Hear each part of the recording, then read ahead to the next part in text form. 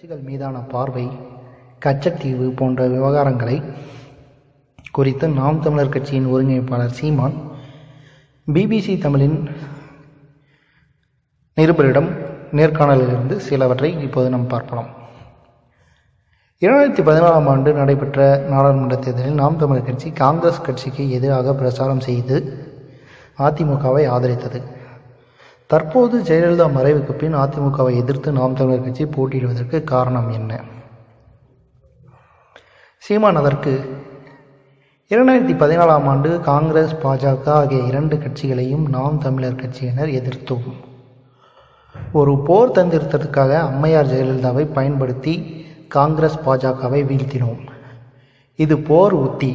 ஆனால் தற்போது நாங்களே வலிமையுடன் உள்ளோம். எனவே இந்த முறை நாங்கள் தனியாக களம் கண்டு வீழ்த்துவோம். நிருபரின் கேள்வி: நாம் தமிழர் கட்சி சார்பில் 50% பெண் வேட்பாளர்கள் போட்டியிடுகிறார்கள். இது அரசியல் தந்திரமா? அதற்கு சீமான்: இதில் அரசியல் வியூகம், தந்திரம் என்பது ஏதும் இல்லை. இது ஒரு சமூக பொறுப்பு, பிறவிக்கடன். பெண்கள் மதிக்காத நாடு பெருமை பெற்றதில்லை. பெண்களுக்கு சம உரிமை கொடுக்க வேண்டும் என நான் நினைக்கிறேன் என்று சொல்லி முடித்தார். நிருபர் கேட்கிறார்: வேளாண் துறையை காக்க நாம் தமிழர் கட்சி என்ன நடவடிக்கை எடுக்கும்? அதற்கு சீமான்: வேளாண் துறையை நவீனமயமாக்க நிச்சயம் செயல்படுவோம். விவசாயத்தை பெருக்குவோம். வேளாண்மையை அரசு பணியாக மாற்றி அரசு ஊழியர்களுக்கு ஓய்வூதியம் வழங்குவது போல் வேளாண் விவசாயிகளுக்கும் ஓய்வூதியம் வழங்குவோம். நிருபர் அடுத்த கேள்வியை முன்வைக்கிறார்: தமிழ் மண்ணை தமிழர்கள் தான் ஆள வேண்டும் என சீமான் சொல்கிறாரே, இது கூட ஒரு வகையான ஃபேசிசம் தானே என்று கேட்கிறார். சீமானின் பதில்: இது பாசிசம் கிடையாது. ஒரு தேசிய இன உரிமையை காப்பாற்ற வேண்டும் என்பது மட்டுமே நோக்கம். மாநிலங்களை பிரித்ததன் நோக்கம் அந்தந்த மொழி பேசும் மக்கள் அந்த மாநிலத்தை ஆள வேண்டும் என்பதற்காக. கேரள மாநிலத்தின் வயநாடு தொகுதியில் போட்டியிடும் ராகுல் காந்தி காங்கிரஸ் சார்பில் கேரள மாநிலத்தில் முதல்வர் வேட்பாளராக போட்டியிட முடியுமா? அதேபோல் மோடியை வேறு மாநிலத்தில் போட்டியிட செய்ய முடியுமா? அதுபோல என் இன மக்களை தமிழன் ஆள வேண்டும் என்பது பாசிசம் கிடையாது.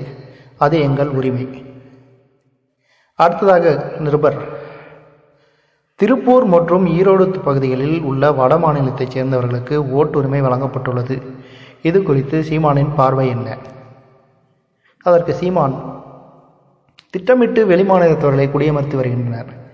கேரளாவில் 15 ஆண்டுகள் வாழ்ந்தால் மட்டுமே குடியுரிமை வழங்கப்படும். ஆனால் தமிழகத்தில் ஒரே மாதத்தில் பெற்றுவிடலாம். இது ஒரு பேராபத்தான போக்கு. தமிழர்கள் எச்சரிக்கையுடன் நடந்து கொள்ள வேண்டும். இல்லையெனில் ஈழத்தில் ஏற்பட்டது போல தமிழகத்தில் ஏற்படும்.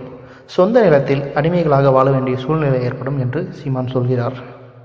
அடுத்து நிருபரின் கேள்வி: காங்கிரஸ் கட்சியின் தேர்தல் அறிக்கையை சீமான் எப்படி பார்க்கிறார்? அது வெறும் வெற்றறிக்கை. 50 ஆண்டுகளாக ஆட்சி செய்யாத ஒன்றை இப்போது இவர்கள் எப்படி செய்வார்கள்? இது மிகவும் வேடிக்கையாக உள்ளது. வறுமை கோட்டிற்கு கீழ் உள்ளவர்களுக்கு வங்கி கணக்கில் ஆண்டுக்கு 72,000 ரூபாய் செலுத்தப்படும் என்கிறார்கள். எத்தனை ஆண்டுகளுக்கு வழங்குவார்கள்? வறுமையை முற்றிலும் ஒழிப்பது மட்டுமே ஒரு நல்ல தலைவனுக்கு அடையாளம்.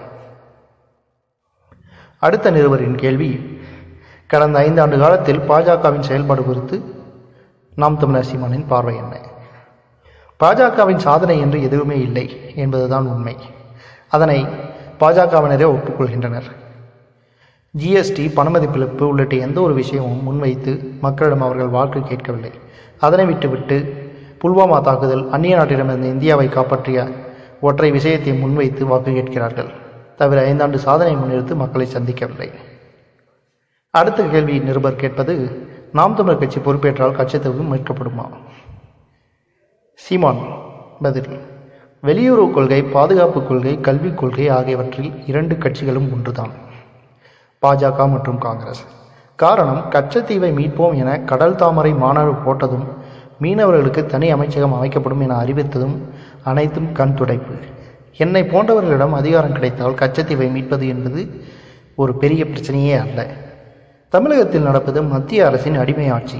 ஆகையால் இவ்வாறான பிரச்சனைகள் நடவடிக்கை எடுப்பதில்லை. திமுக, அதிமுக ஆகிய இரு அரசுகளும் தமிழர்களுக்கான அரசே கிடையாது. நிருபரின் அடுத்த கேள்வி: தமிழகத்தில் அரசியல் கட்சிகள் மதவாத அரசியல் செய்கின்றனவா?